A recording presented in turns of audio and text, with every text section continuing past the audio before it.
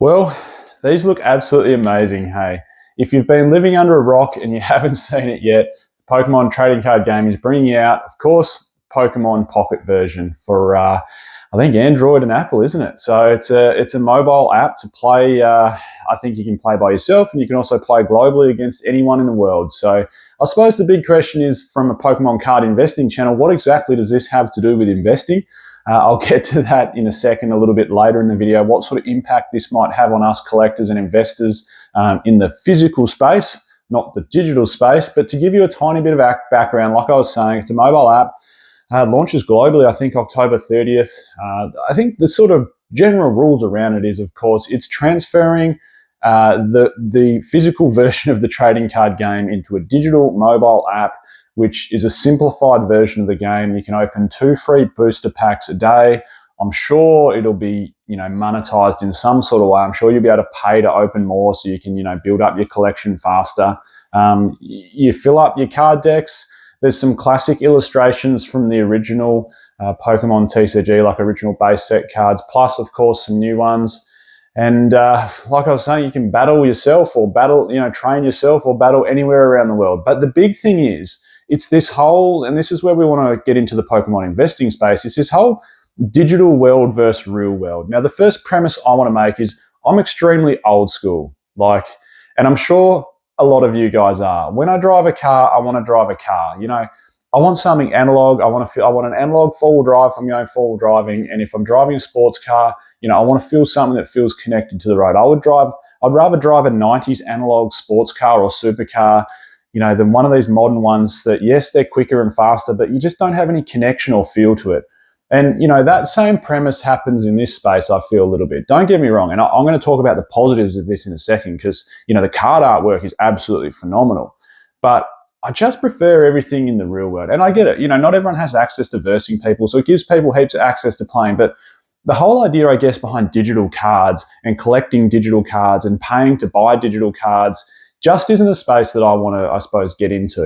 I love nothing more than having the hard copy in front of you, being able to reorganize your binder, being able to sort your sealed products and display them in separate ways. If you've been a viewer of this channel, you've probably seen multiple times I've reorganized the display and made new, and it's only going to get bigger and better as, the years go by. And that's the exciting part about it. It's the physical aspect of actually owning it and having it. I've heard of these premises where you can buy Pokemon cards digitally and own a portion of something really, really rare. Like, you might own 1/10 of a base set first edition Charizard, which just doesn't interest me in the slightest in any way, shape or form. I would rather buy a PSA 2 than have part ownership in a PSA 9. I'm just not interested in that space. However, I just want to get into some of the artwork shortly, but I suppose firstly, what impact, if any, will this have on the real world Pokemon card investing and collecting?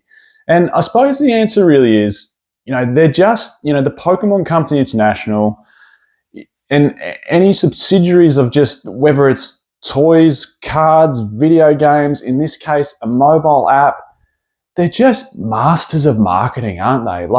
You can see why it's the #1 IP in the world. It's insane how good they are at just making things and making people want things and making people want to spend money on the things they make. It's just phenomenal how good they are. And for us investors, collectors, what it could possibly mean, and probably will mean, is that maybe there's some people that are really new or haven't even experienced the Pokemon card world before. And all of a sudden there's this new app that anyone can connect to anywhere around the world. And maybe some of that will transfer into some reignited passion or some new passion for new collectors/investors to move into the physical card space. And I think it's only going to mean good things for us as a whole. I don't think there's really any negatives to this. The only thing I will say, and I said I'll talk about the cards in more detail, is just how nice they are. And I suppose, what's the first set called? What's it called? Genetic Apex or something along those lines. And it seems to be, of course, all the original 151. And yes, Scarlet and Violet 151, and of course the Japanese version of 151 was absolutely phenomenal, especially what Japanese did with the Master Ball Hollows, etc.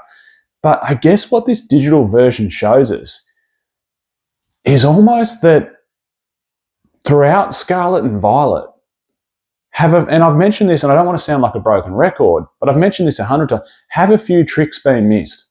Like, look how damn good the artwork is. And it's like, okay, why doesn't some of this get transferred to the real world? Look at that Alakazam. Look at the Dragonite. Look at the Charizard. Look at the Gyarados. I think fans have been begging for some sort of alternate art, illustration rare, special illustration rare Gyarados. Why didn't, in Paldea Evolved, Gyarados get a special illustration rare when Magikarp got such a beautiful illustration rare? Like, I just feel, and again, I don't want to sound like a broken record, but somewhere along the line, some tricks have been missed. Look at the 3 legendary birds out of this set. They are just phenomenal. Look at the starting trio. They're really cool. Look at the big hitters, like I was saying, the Dragonite, Alakazam, Charizard, Gyarados. Like, there's just, don't get me wrong, 151 was amazing, and all the artwork in 151 was cool, but I just feel like we still missed a couple of tricks along the line, and this shows how good it can be. And I think all that was needed was a couple of these sort of, and look, we don't have to have Gen 1 in every set, but whether it's Gen 2 or Gen 3 or Gen 4, injected into each set. And that's why a lot of people are going, oh, you know, Surging Sparks doesn't look as good as what it should be or could be. And, you know, Paradise Dragona is overhyped. But you know what? I'm just really excited to move into, I suppose, the next step up for Scarlet and Violet, because we've had some really, really solid sets. The artwork has been absolutely phenomenal, but I think everyone is still under that assumption that we're just missing some big hits. Yes, we got the Greninja. Yes, we got a couple Charizards and a Magikarp, but other than that, they're the only cards over $100. The Terapagos from Stellar Crown is currently over $100. Will it stay there? My opinion is no, it won't. However, there's a lot of people that are saying it will and it's too early to tell. Of course, it's too early to tell, but my opinion is, just based on experience, I don't think it'll stay over $100 card. I could be completely wrong. Who knows?